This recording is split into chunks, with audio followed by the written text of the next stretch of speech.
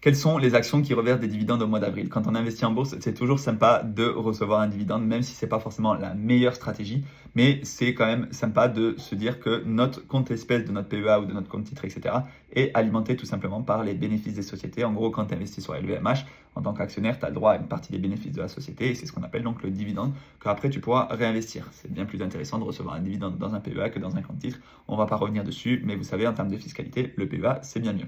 Vous pouvez tout simplement suivre des sites d'actu en termes de bourse, en termes de tech, en termes de société en fait. Vous pouvez voir un petit peu quand sont reversés les dividendes. Donc là, on est sur Morningstar et donc c'est les actions françaises qui versent un dividende au mois d'avril. Mais je vais vous montrer aussi sur Dividende comment c'est très facile de faire ces recherches pour connaître la date de versement des dividendes. Donc là, voilà, on a énormément de sociétés. Donc LVMH qui va reverser un dividende alors qui va détacher son dividende le 24 avril. On a par exemple NGI, on a quoi d'autre? On a Crédit Agricole qui va reverser un dividende le 17 avril. On a, voilà, je vous invite à aller voir, il y a plein de sociétés sur lesquelles peut-être vous avez investi dans votre PEA, puisque ce sont des entreprises françaises, Vivendi, etc. Interparfums, ce sont des entreprises cotées en bourse qui reversent un dividende.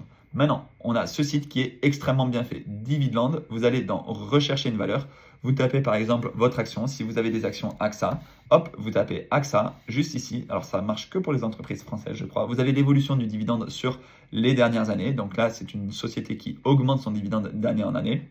Cette année, donc sur l'exercice de l'année 2024, le dividende sera de 2,15 € par action.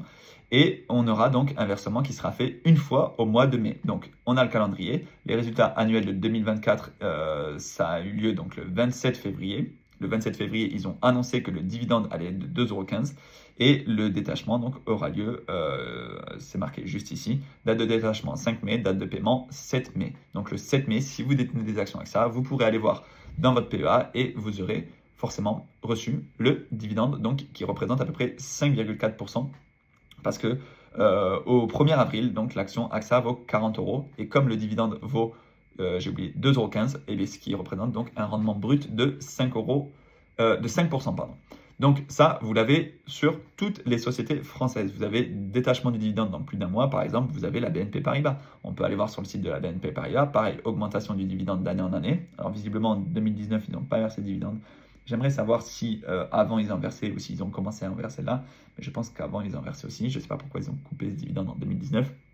En attendant, parce qu'il y a certaines sociétés qui ont coupé le dividende pendant le Covid. Mais il y a certaines sociétés, ce qu'on appelle les dividend king, qui versent des dividendes en constante augmentation depuis 25 ans, depuis même 50 ans pour certaines sociétés aux États-Unis. Donc c'est colossal.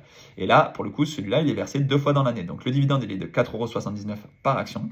Sachant que l'action, donc si je ne dis pas de bêtises, ça doit être marqué juste ici, au 1er avril 2025, donc c'était hier, l'action valait 78 € et donc la valeur du dividende représente 6% du prix de l'action, donc on a un rendement de 6%. Et donc celle-là, tu le reçois 2 fois dans l'année. Voilà, au mois de mai et au mois de septembre. Si on prend par exemple LVMH, on va rechercher une valeur, tac, on tape LVMH, boum, on clique ici, c'est super simple, hein. Hop, augmentation du dividende d'année en année. Alors cette année, visiblement, il n'augmente pas le dividende, mais voilà, les résultats d'LVMH, ils sont ce qu'ils sont, mais visiblement, c'est compliqué pour augmenter le dividende. Et ça peut être difficile pour certains investisseurs de voir qu'une entreprise n'est pas en croissance, donc ils vont se retirer du marché, etc. En attendant, ce dividende, il est versé en avril et en décembre. Il est versé 2 fois par an, donc 13 € par action. Et il est versé donc le 4 décembre et il est versé aussi le 28 avril, dans 26 jours. Voilà. Le site, c'est Dividende, mais vous pouvez aller sur des sites d'actu aussi, comme par exemple Morningstar, pour suivre un petit peu ce qui se passe sur les marchés actions. Voilà. Ça m'intéresse de savoir si vous avez des actions à dividendes dans votre portefeuille, si vous regardez avec impatience la date de versement des dividendes. Est-ce que vous les réinvestissez dès le lendemain que vous les avez reçus, dès le jour même en fait? Moi, je reçois des dividendes direct, ça repart dans des actions, je fais travailler les intérêts composés. Ou est-ce que vous utilisez vos dividendes justement pour vivre, pour aller faire autre chose, parce que vous recevez des sommes qui sont conséquentes, ou est-ce que vous n'investissez pas sur des actions à dividendes? Ça m'intéresse. Dites-moi tout ça dans les commentaires. Vous aurez tout ce qu'il faut en description. Et nous, on se dit à très bientôt. Ciao!